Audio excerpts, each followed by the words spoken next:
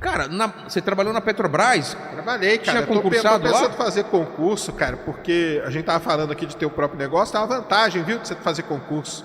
Você não é cancelado na internet. Verdade, não tem, Né? não tem essa possibilidade. Não corre esse risco aí, né? Que nós estamos... Vocês sabem o que eu tô falando. É. Tá aí, brigadão. Cara, trabalhei na Petrobras, eu trabalhei pra... Eu nunca trabalhei, eu nunca fui petroleiro, que a gente fala, né? Petroleiro é o cara que ele é concursado, né? Ele faz o concurso da Petrobras e entra lá. Mas eu sempre trabalhei em terceirizada, mas eu sempre trabalhei com os concursados, né? Com quem é petroleiro mesmo, que a gente diz, né? E é assim, é muito interessante, cara. Assim, vou falar da minha experiência com o petróleo em si, né? O petróleo, para quem não sabe, é algo que é... O mercado de trabalho no petróleo, ele é uma montanha-russa. Então, por exemplo, o petróleo já teve a $120 o barril. Cara, que é Daquela crise lá que teve do petróleo, eu lembro Isso, bem. então, o barril chegou a $120, o petróleo estava em alta, cheio de emprego, tal, não sei o quê. Hoje o petróleo gira aí na casa dos 90, mas ele já teve muito mais baixo. Quando o petróleo cai, a primeira coisa que as empresas, né, que a gente é terceirizado, que não é concursado, que acontece, a gente é mandado embora. É isso que acontece. Isso aí é normal no ramo do petróleo. Corta a galera, depois quando voltar, contrata todo mundo. A vantagem do pessoal que trabalha lá, por exemplo, na Petrobras, os petroleiros concursados, é que eles não passam por isso. Então o petróleo sobe e desce, cara, você continua lá fazendo o seu trabalho, você é geólogo, você é geofísico, você é engenheiro, o seu trabalho vai estar lá mantido do mesmo jeitinho, sem passar por toda essa perturbação aí que passa o mercado. E na minha área em si, né? Eu sou geofísico, mas eu tenho uma vantagem muito grande, cara. Eu formei com geofísica, então eu posso ser geofísico. Tá. Fiz mestrado em engenharia do petróleo, então eu sou engenheiro também, dependendo da situação. E meu doutorado é em geologia, então eu sou geólogo. Então, dependendo da onde eu estou, no meio que eu estou, eu posso xingar um ou outro. Você tem essa... Eu tenho essa capacidade. Mas o que eu ia dizer? Na área de geologia, de geofísica e na própria área de engenharia, quando você entra na Petrobras, você tem, por exemplo, às vezes você é um cara que quer trabalhar num campo, produzindo ali no dia a dia da produção de petróleo. Isso é um trabalho que existe. Você tem que fazer relatórios, tem que acompanhar a produção de poço, intervenções e ver o que está acontecendo. Se você gosta disso, você pode. Se você é um cara que gosta de fazer pesquisa, a Petrobras tem o CENPES, cara, que é o Centro de Pesquisa da Petrobras, que é um negócio assim de altíssimo nível no mundo todo, tá? No mundo inteiro é respeitado. Se você gosta de ir para o campo, trabalhar em campo e tal, também existe essa possibilidade. Então lá dentro, né, você tem... muita gente diz, né, que quando você entra no concurso, você vai ter sua carreira estagnada. Então essa preocupação, a vida inteira para fazer a mesma coisa, não tem essa possibilidade? Tem essa possibilidade de você ir mudando lá internamente, né? Sim. Internamente você consegue mudar de área, ir para uma área e para outra. Ou se você gosta de uma parte gerencial, hoje, né, para o pessoal saber, existe um negócio que a gente chama carreira em Y. Sabe o que é carreira em Y? Carreira em Y é o seguinte, o cara ele entra para trabalhar numa empresa.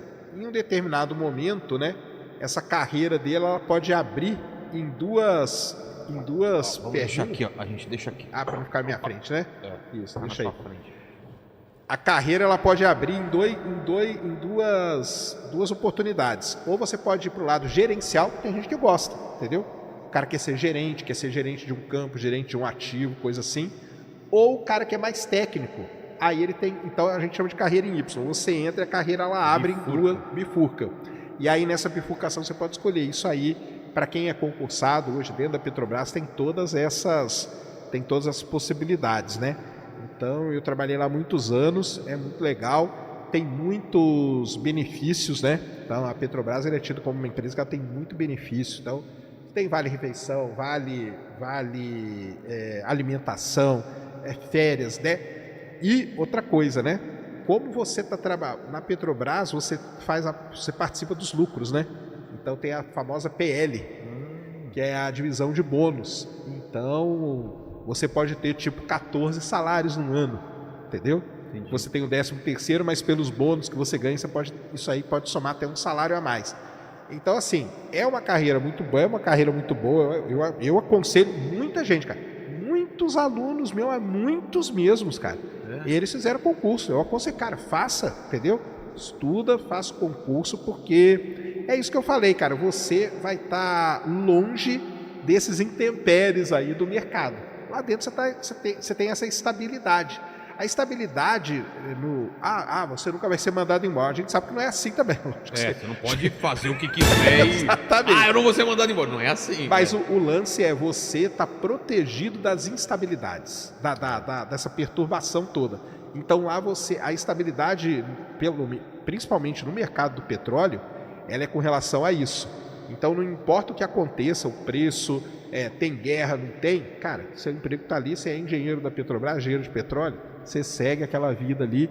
Eu tive muitos colegas no mestrado, aliás, minha turma inteira de mestrado, na verdade, hoje trabalha dentro da Petrobras, fizeram um concurso, foi um concurso de 2005, 2006, foi o primeiro concurso que ia ter para engenheiro de petróleo, olha que legal. E a galera que estava fazendo comigo era tudo engenheiro de petróleo, eles passaram, hoje eles têm cargos altíssimos lá dentro. Toda a galera que morou comigo aí, um salve pra galera aí, os caixa d'água aí, que eles vêm em todos os meus programas, eles moraram comigo e hoje estão todos lá dentro, cara, em cargos assim. Então, você pega aí, num período de muito curto tempo, os caras hoje são gerentes. E uma outra coisa, que vale muito a pena dizer, cara. A gente tem o costume, né, eu principalmente, faço aqui minha meia-culpa, a gente detona o Brasil em tudo, né? Muita coisa. Desvaloriza. Né? Mas tem algumas áreas, cara, que o Brasil ele é muito respeitado no mundo todo. Embraer. É incrível, Embrapa, né? Embrapa é o quê? A Embrapa é a empresa brasileira de pesquisa agropecuária. Já cara, falaram esses aqui. Caras, a gente fez um especial sobre agro. Embrapa, absurdo, cara, né? é absurdo. Cara, Embrapa, o que ela fala, o mundo inteiro para ouvir. Entendi. Embrapa, Embraer e a Petrobras, cara. Então, o Centro de Pesquisa da Petrobras, ele é um órgão assim de excelência mundial. A Petrobras, ela é líder em perfuração de poço em água ultraprofunda, mais de 2.000 metros de lâmina d'água. Ela domina essa tecnologia.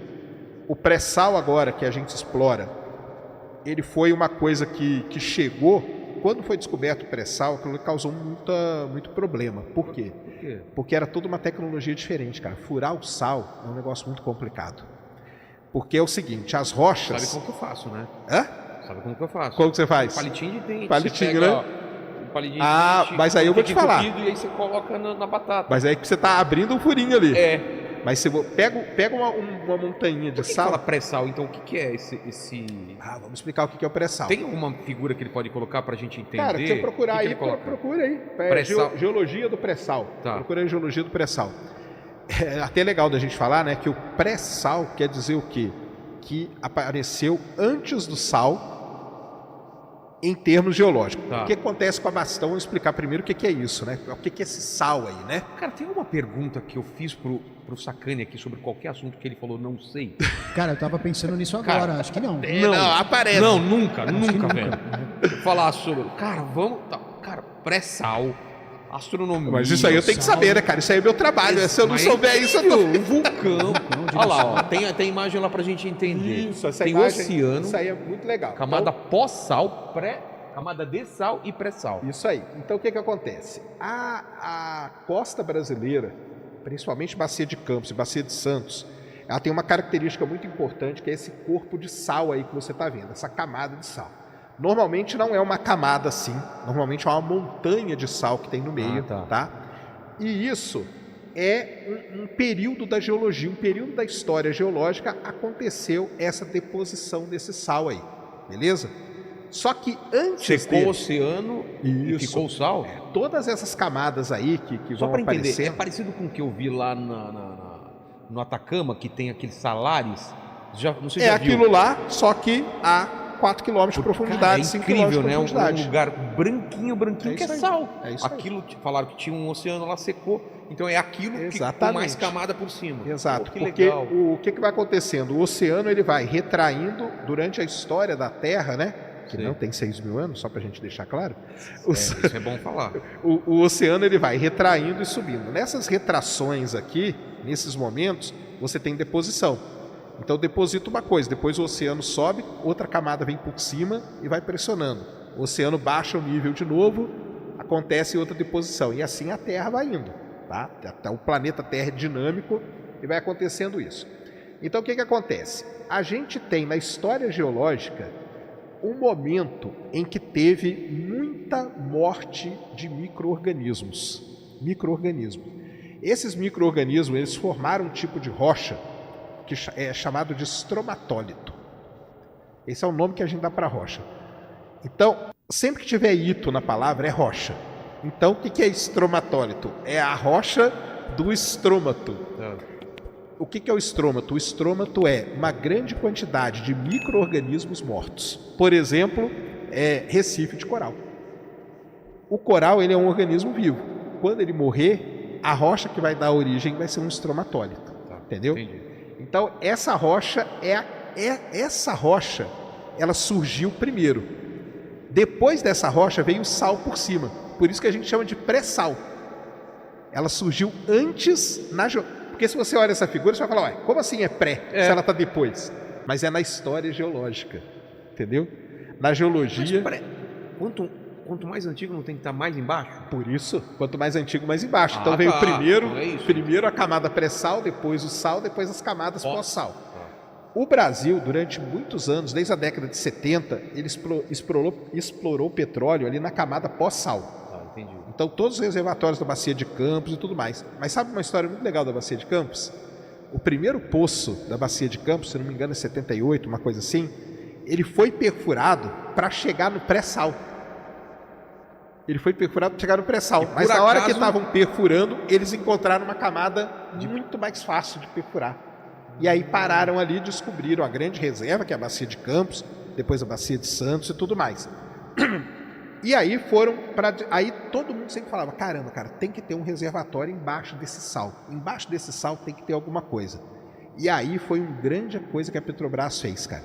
Então os geofísicos da Petrobras, os concursados, os petroleiros, eles trabalharam um método para enxergar o que está abaixo do sal. E isso é que é muito legal, cara. Como? Porque é o seguinte, como que a gente descobre petróleo?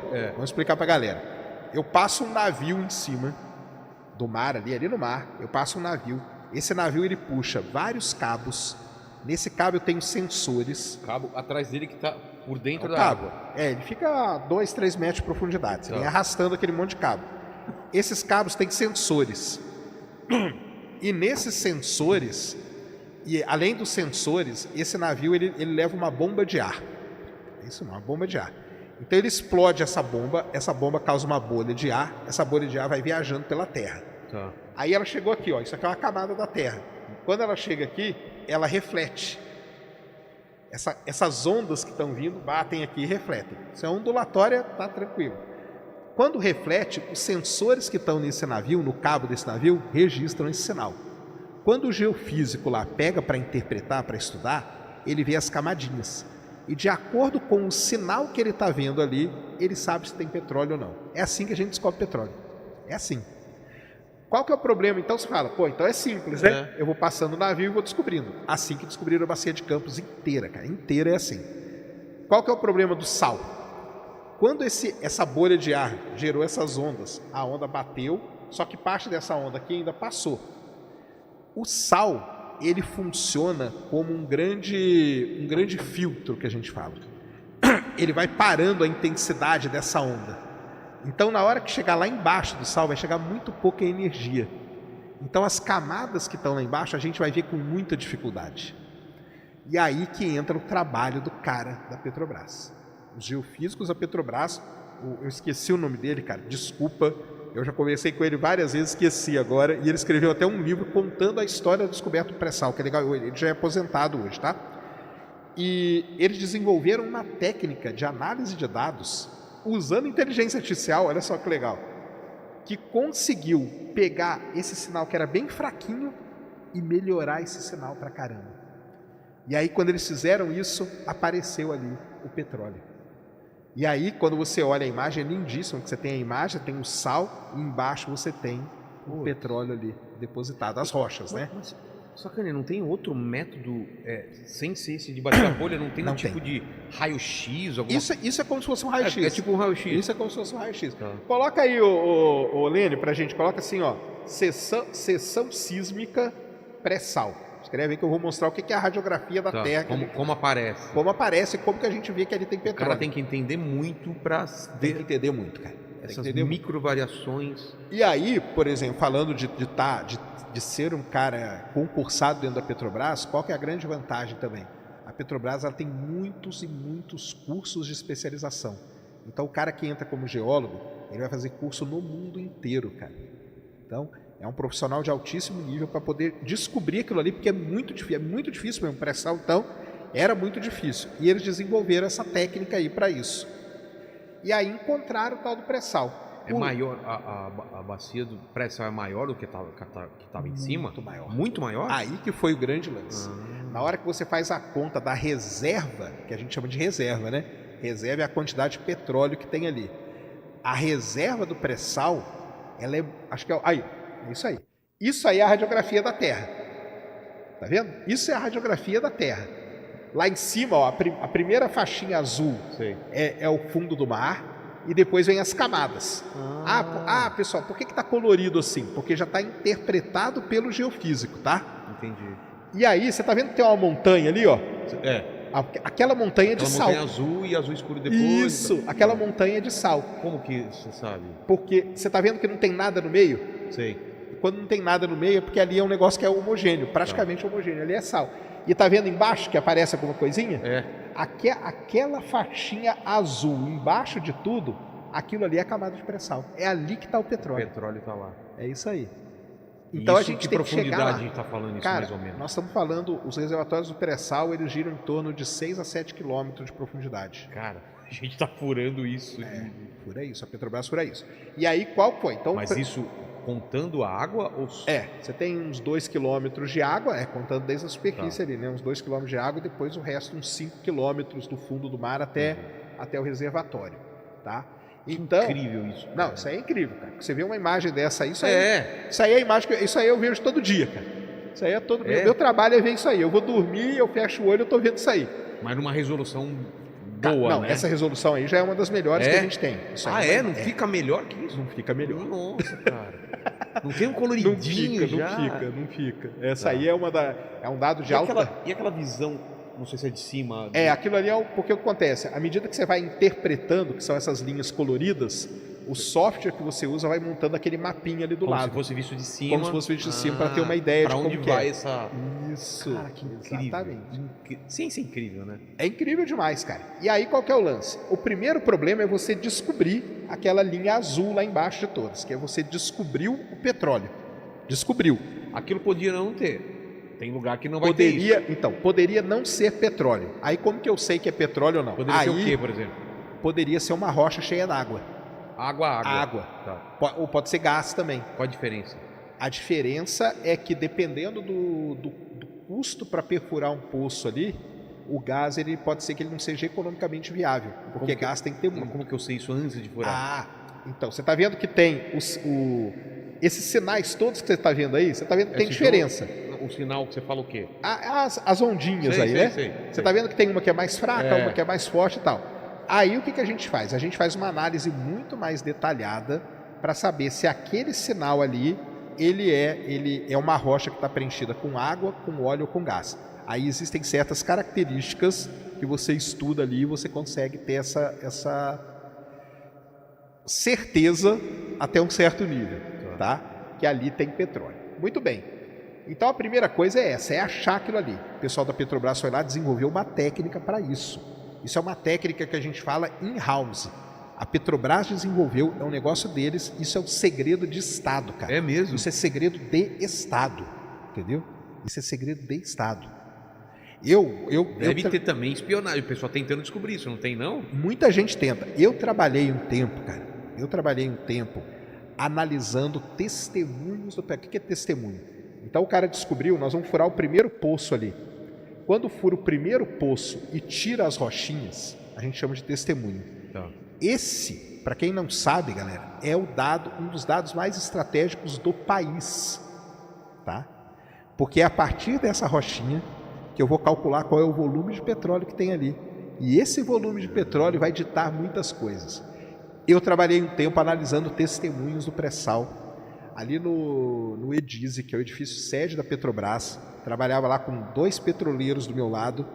A gente trabalhava de madrugada e tudo. E a gente, cara, para entrar na sala, para trabalhar, nem celular você podia levar. Porque a gente mexia com um dado estratégico, entendeu? Isso então pode chegava, mudar isso a aí vida de um país.